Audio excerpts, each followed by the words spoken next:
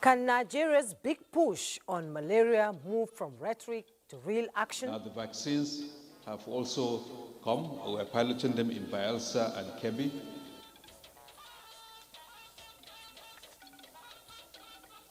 Nigeria Police Force embraces technology to redefine border surveillance. We cannot fight 21st century crime with 28th century tools.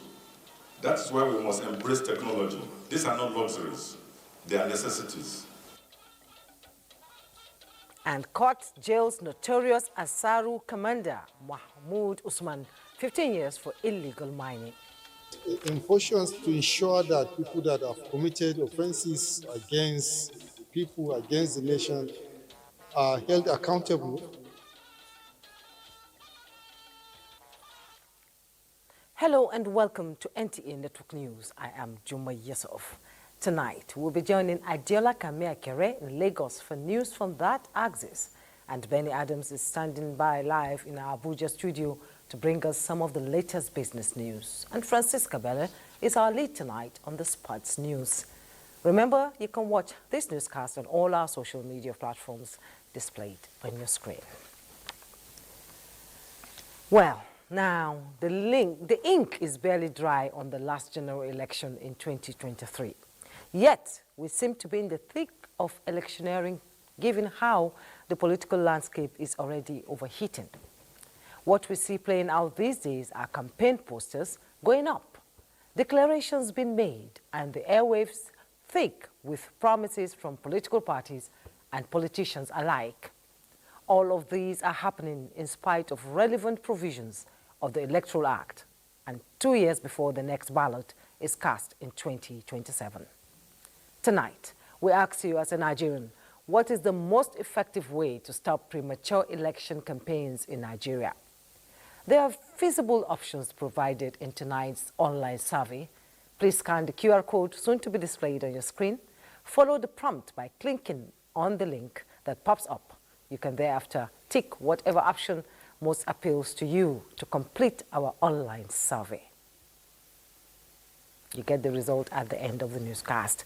Now let's begin. We lead tonight with a top story where Vice President Kashim Shettima directed the Presidential Food Systems Coordinating Unit to expedite action on the disbursement of 250 billion naira credit support for smallholder farmers at a single-digit interest rate.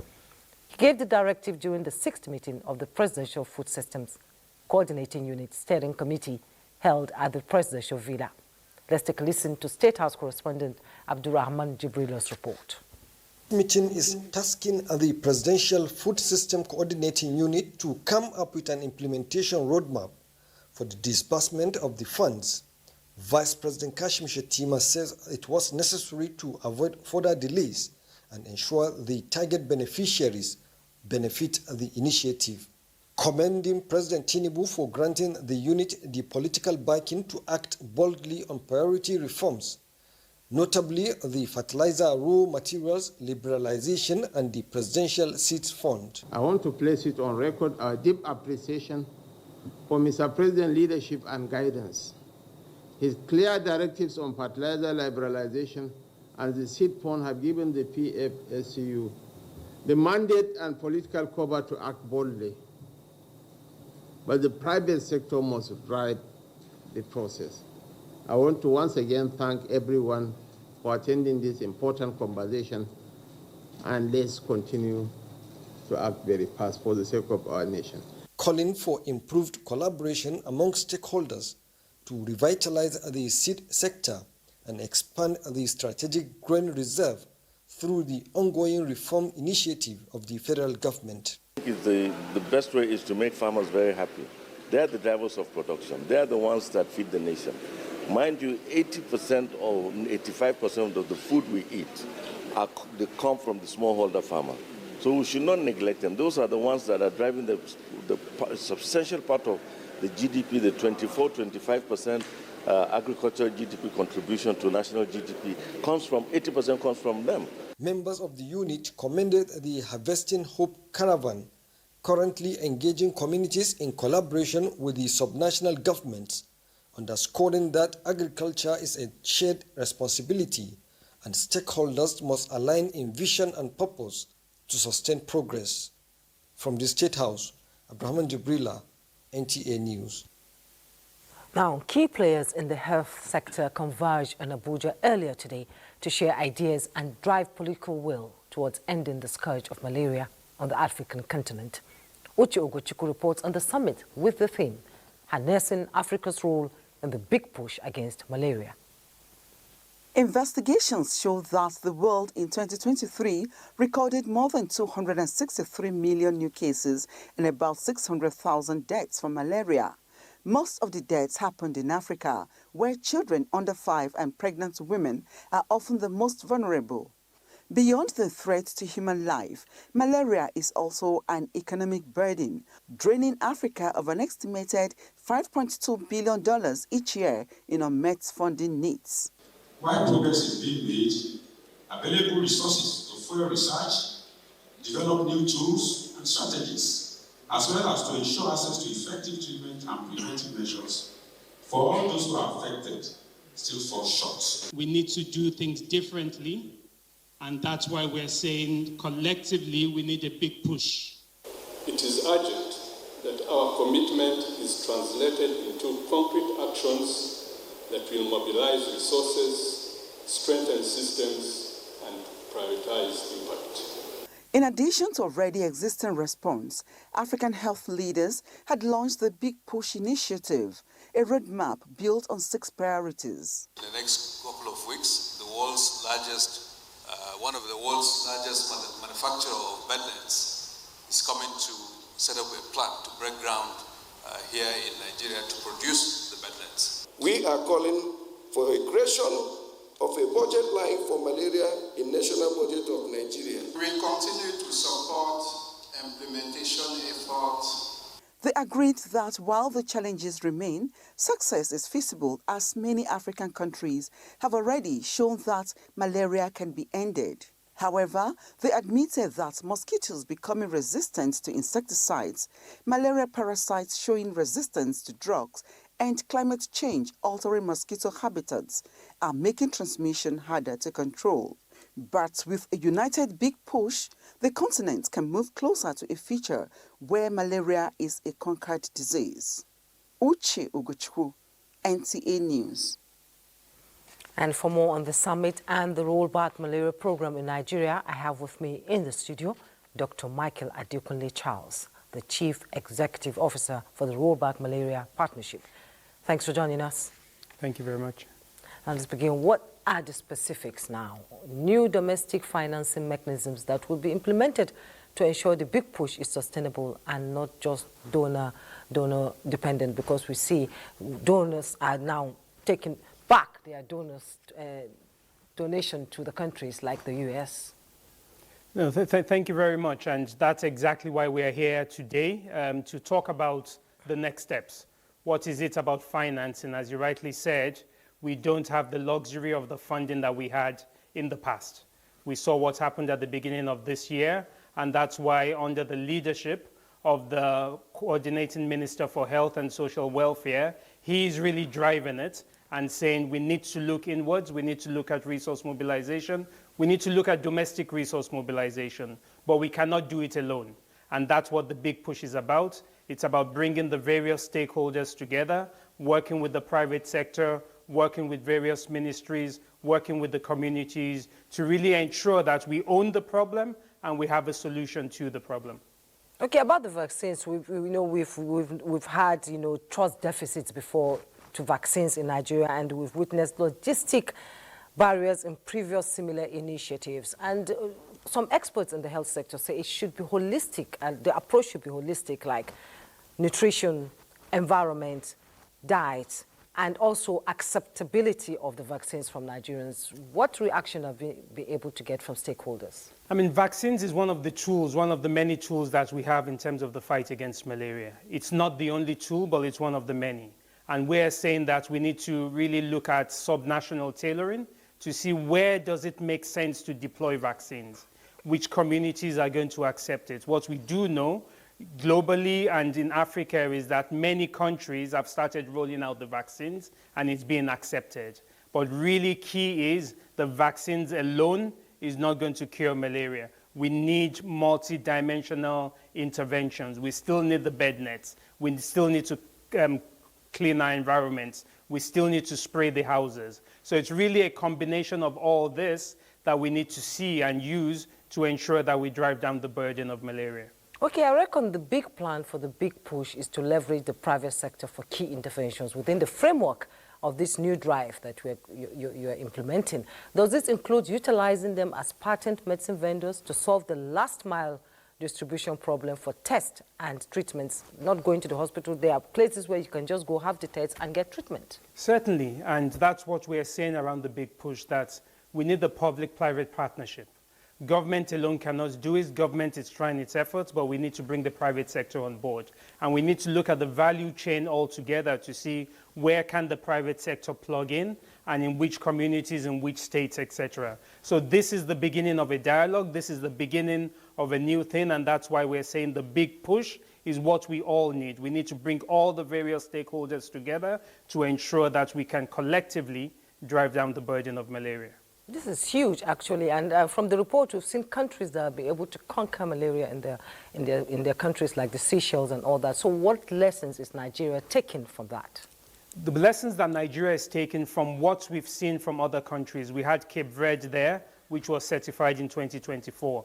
In Africa, we have Egypt that was certified as well. The lesson there is that it has to be an integrated approach. We cannot look at malaria elimination just from a health perspective. We need to look at it from a developmental perspective. We need to bring the Ministry of Agriculture in. We need to bring the communities in, Ministry of Gender, Ministry of Development. Everybody needs to get on board, and that's where we're saying the whole of society approach is needed. That's what we're learning from other countries. We need to strengthen our surveillance. We need to strengthen our data systems. We need to strengthen our coordination mechanisms. And we need to ensure that as much as possible, we also have accountability mechanisms, accountability vis-a-vis the communities, accountability vis-a-vis the government, but accountability for all of us as a whole. So it is possible to end malaria. We've seen it on the African continent, and we're quite inspired with the new tools that are coming out. You've spoken about vaccines, but there are many other tools that will come out in the coming years that we believe will be revolutionary in terms of bringing down the burden of malaria on our continent. I wish you a success story in this one.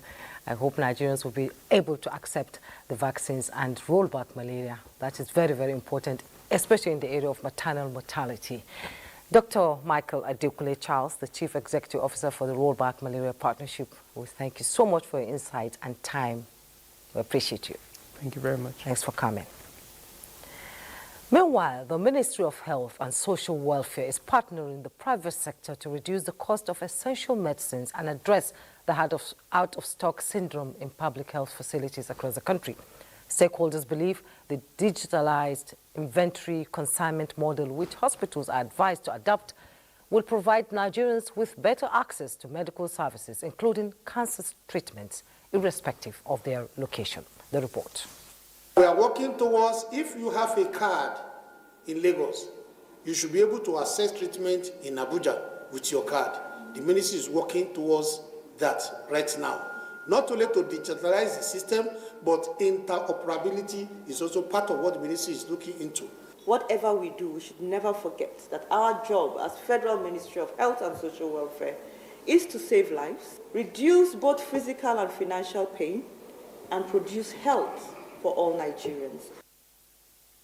The engagement is on the backdrop of reported cases of out-of-stock essential medicines as well as fake and expired medicines in Nigeria.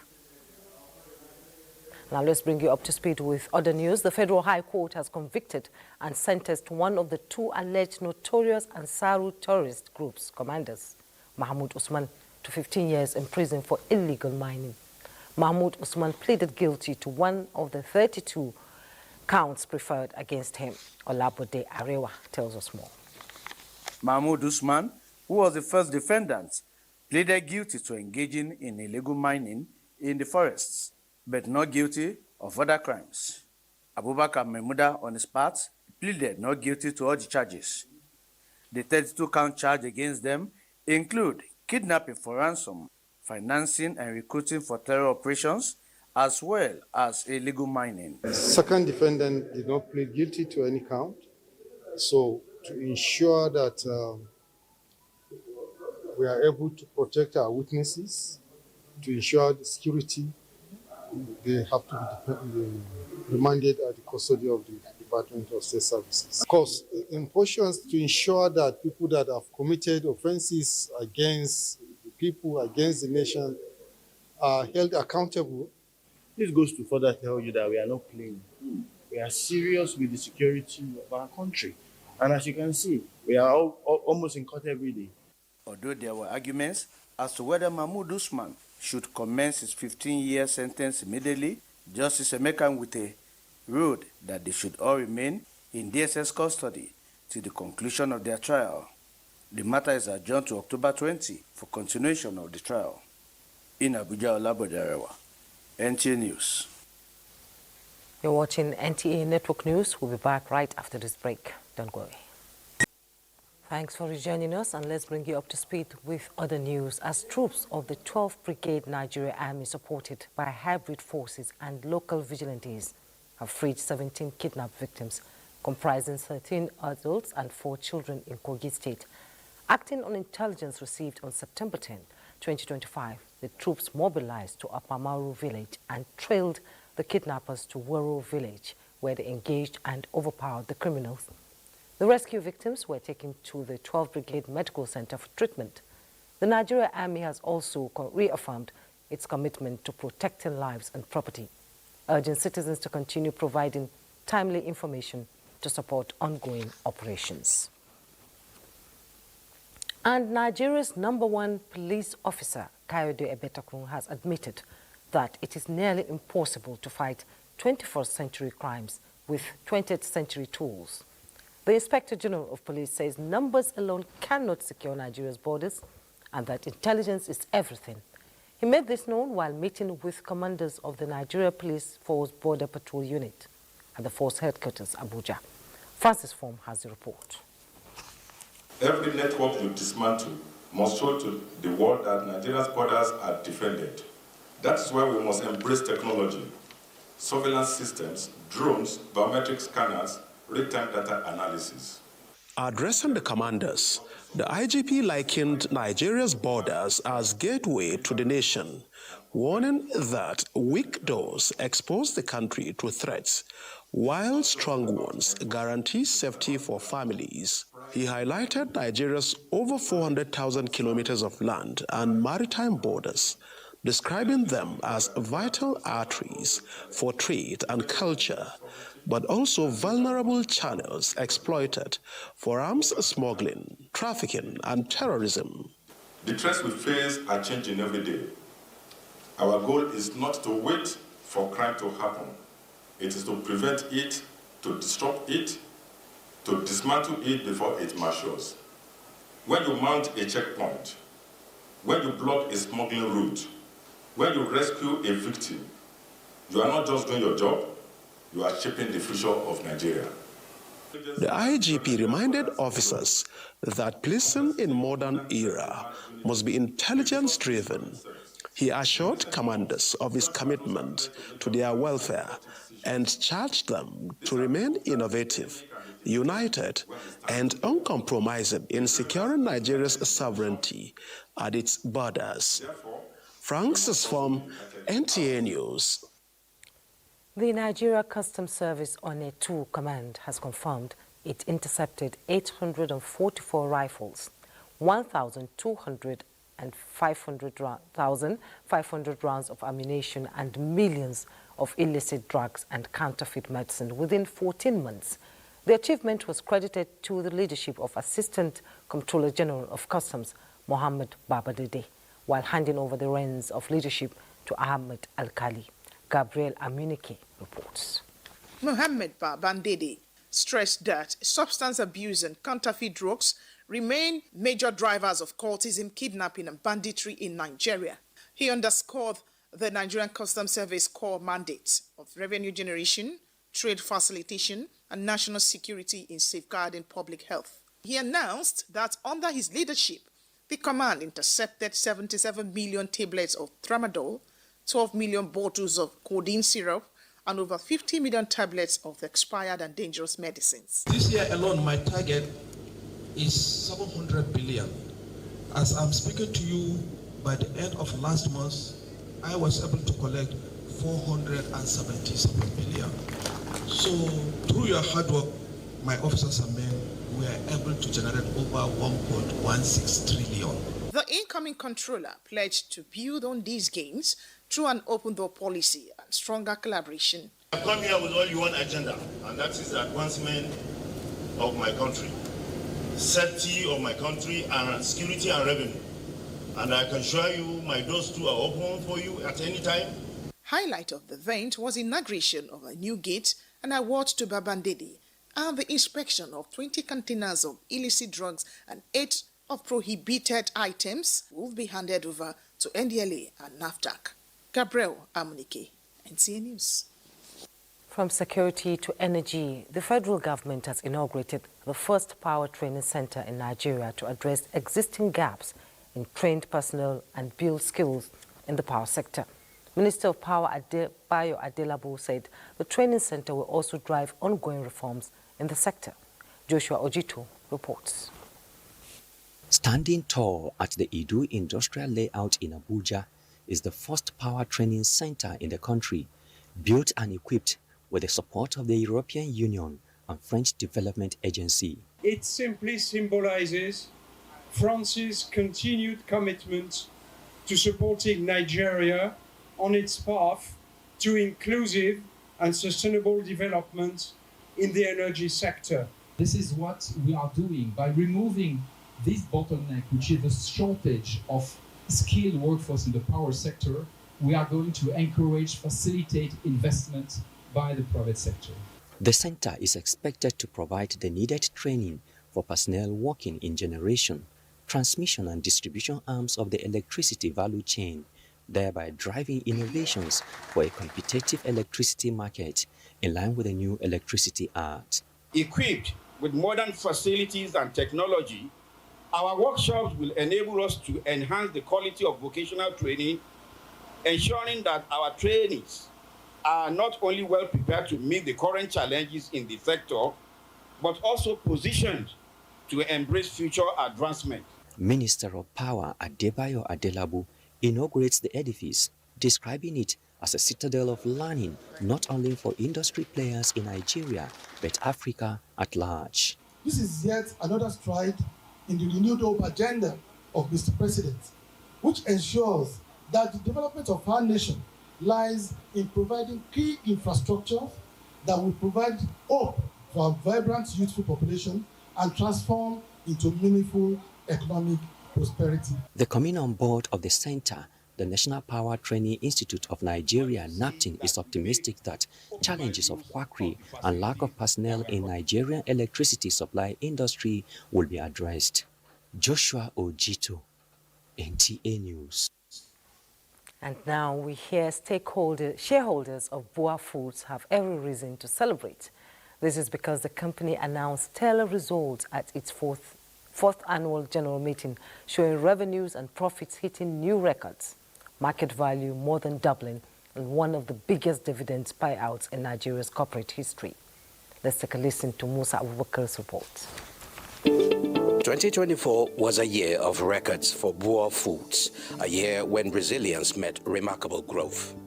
From an initial listing price of 40 naira, the company's stock closed the year at a staggering 415 naira per share.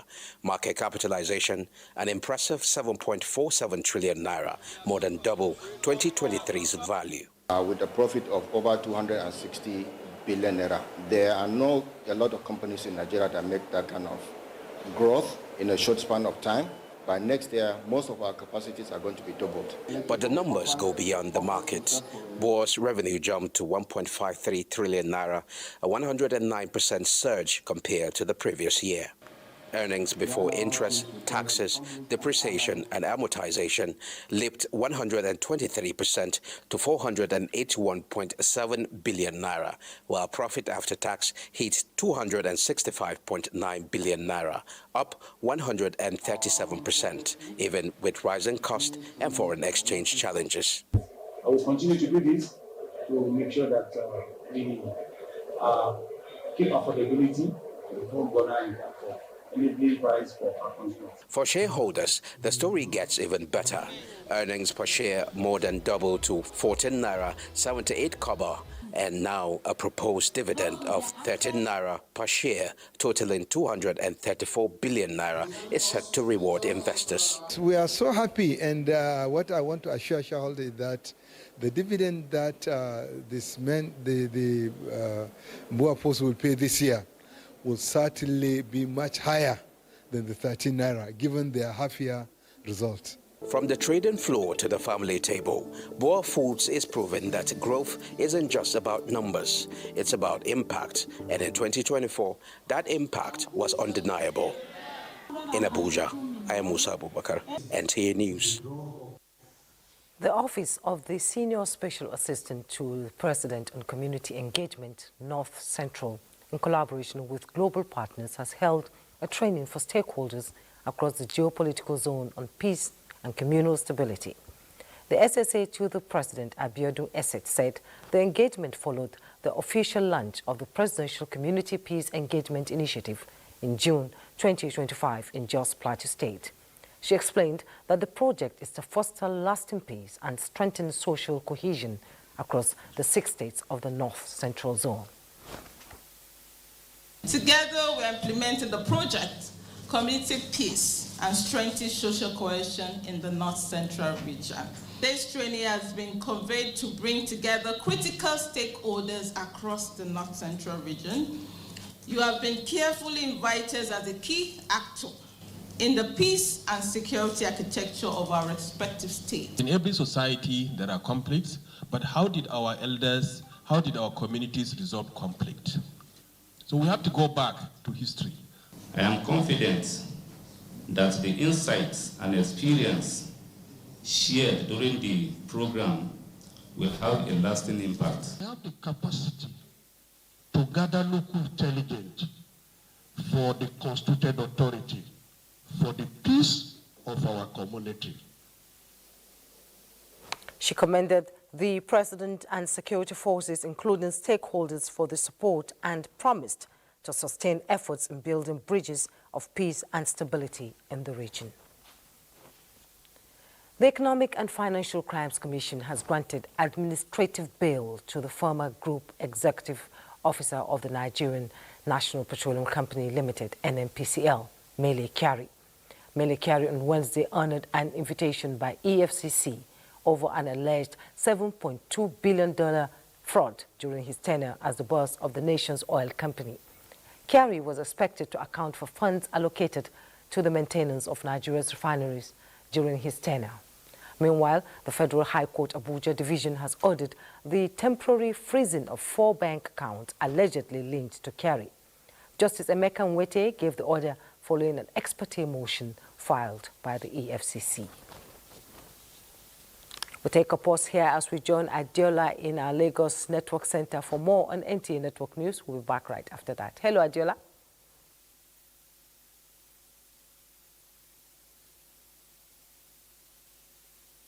Hi. About 19 million households and more than 70 million individuals have been captured under the National Social Register. Over 8 million households have been linked with NIMSI and have gotten NIN validation. This is for the purpose of advancing social protection and to harmonize data for poverty alleviation and national development. This was made known during a stakeholders forum on the National Social Safety Register in Lagos, and Amaka Owo will give us that report. Social safety net, education investments in infrastructure and inclusive growth are part of the key agenda of the present administration.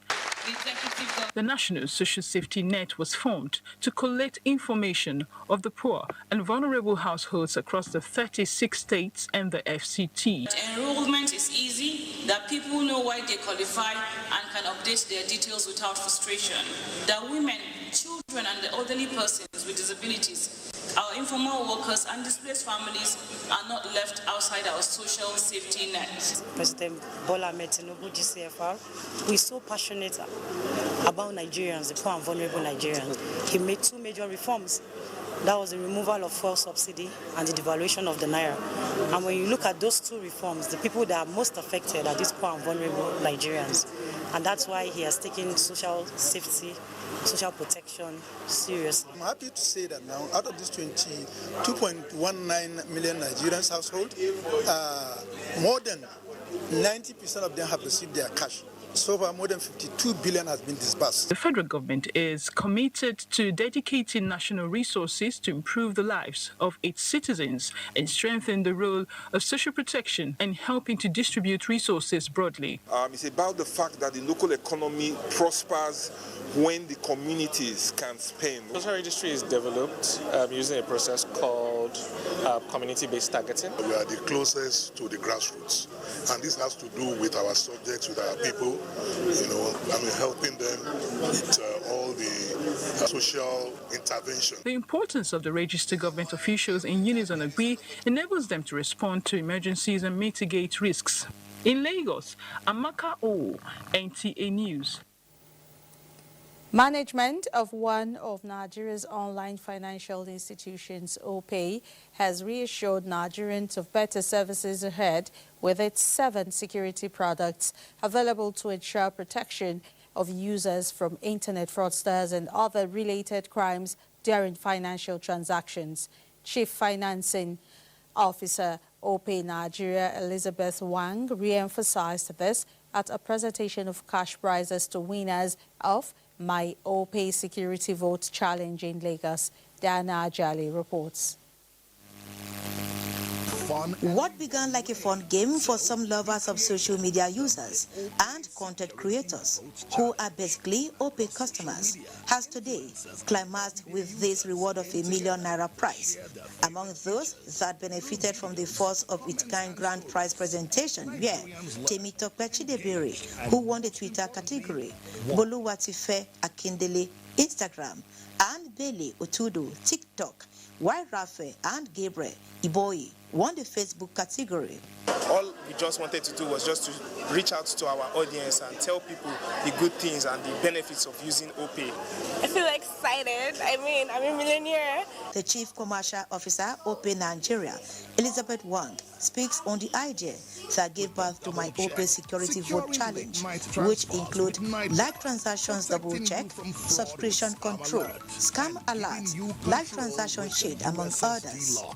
Our value is always customer first, and then as a financial institution, for the customer, the top one priority is security.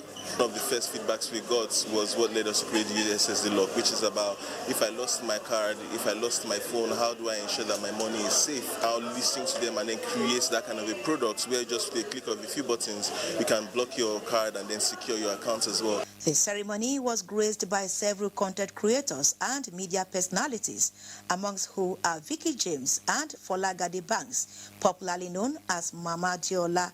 OPay is very, very fast, and I know that because 90% of my staff use OPay before I even started this campaign. Making the safety of customers the topmost priority, management of OPay Nigeria promises to build a suitable and more innovative product designed to give Nigerians peace of mind every time they make transactions via OPay. In Lagos, Diana Ajale, NTA News. Those are the stories from Lagos. The network news will continue with Jume in Abuja after this break. Thanks for joining us. The federal government has expressed confidence in Nigerian youths and renewed commitment to rewarding excellence in education. Now, this was stated by the Senior Special Assistant to the President on Humanitarian Affairs and Poverty Reduction, Delu Bulus Yakubu, while presenting a check of ₦1 million to Nafisa Abdullahi, the winner of the 2025 Teen Eagle Global Finals. Ruth tells us more.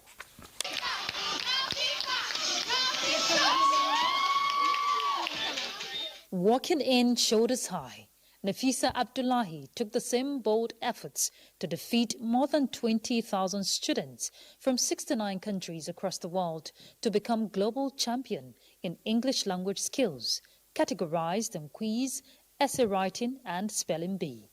17 years old Nafisa, an indigene of Yobe State, became the winner of the 2025 Teen Eagle Global Finals recently, a prestigious English language competition held in the United Kingdom, where she represented Nigeria. For Nafisa, her victory did not only put Nigeria on the global map, but a testament that Nigerian youths are indeed talented. Well, the competition wasn't easy at all. There are moments of self-doubt, but I pushed through. To all young people who want to achieve something in life, your dreams are valid, your potential is limitless. Don't let anyone dull your spark. Rewarding her excellence, a check of 1 million naira was presented to her by the Senior Special Assistant to the President on Humanitarian Affairs and Poverty Reduction, a demonstration of the federal government's commitment towards promoting quality education. We will continue to celebrate her now that she has become a beacon of motivation to other Nigerian child, especially the girl child education. Beyond the gesture, Nigerians are encouraged to show empathy for humanity by providing support to education, especially for underprivileged children, as the government continues to play its role in lifting millions out of poverty. In Abuja, Ruth Aguwele, NT News. Don't let anyone dull your spark. And on that note, I'm bringing in Benny Adams with Business News. Benny, Nigerian youths are making us proud out there. Yeah, sure. They are the ones that are driving the economy at this time. Now talking on business, the federal government has reaffirmed commitments to transparency and accountability in the budget process and urging Nigerians to take the process as seriously as theirs. This call to action was made at the Third Action Citizens and Stakeholders Engagement Forum at the instance of the Ministry of Budget and Economic Planning. The forum provided a platform for stakeholders to raise concerns, seek clarifications, and engage with stakeholders as well as policymakers on budget-related issues and data accessibility. So we encourage National Bureau of Statistics to, as much as possible, engage with citizens, explain methodology, and so that when they release statistics, at least their basis for doing so can be understood. Every Nigerian has the right and the duty to ask, where is our money going? What value are we getting? Who is accountable? Fiscal Responsibility Act asks the Budget Office to give us a report of quarterly budget implementation 1 month after the end of the quarter. So, if we are still implementing 2024 up till now, when is 2025 going to start? Now, Nigeria is set to transform its industrial base to a globally competitive, innovation-driven industrial economy by 2035. And the target is to raise industry's share of GDP from the present 10% to 25% by 2035. Minister of Industry John Owen Eno made the disclosure to the global community at the ongoing 2025 Gastech Summit in Milan, Italy. Eno informs the world that Nigeria's newly validated industrial policy, which he says closes existing gaps, is anchored on 7 strategic pillars, from diversification of the output and infrastructure for productivity to green industrialization and trade-driven growth under the AFCFTA. The policy also targets high-potential sectors, including manufacturing, agribusiness, petrochemicals, ICT, solid minerals, and construction. A gas-based country than even oil. So for us as a country, that would seem to be our own competitive edge. So our energy policy will almost very reasonably to a long term be based on what we have and what we can develop and what can assist us progress as a country. That's what it is. In terms of affordable, reliable, and flexible energy.